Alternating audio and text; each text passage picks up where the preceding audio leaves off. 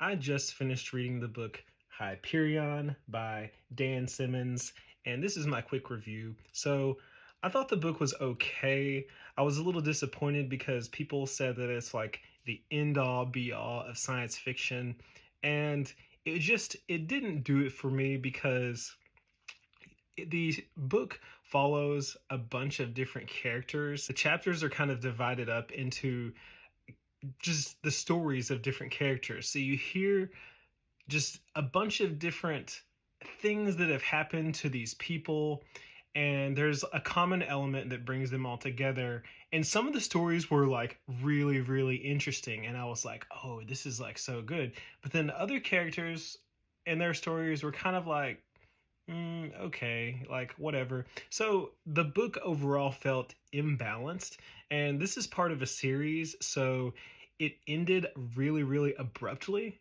I like did not expect it to end. Like all of a sudden it just said epilogue. And I was like, that's it? So I don't think that the book stands on its own very well.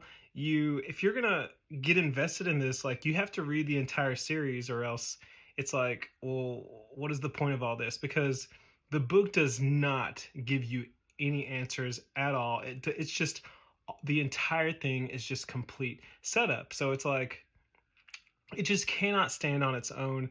And right now, the book was so long that I'm like, do I really want to invest all this time finishing the series when this is how I felt about the first book? So I would give it I would say it's a 3 out of 5 for me. I mean, I think that my score could go up in the future if I read the rest of the series and I'm like, okay, like I understand what was going on. But I mean, by the time this book was wrapping up and towards the tail end, I was just like, okay, when is like something gonna happen? And then nothing ever really happened. Like, so I was just a little disappointed. So that's my quick review of Hyperion by Simmons.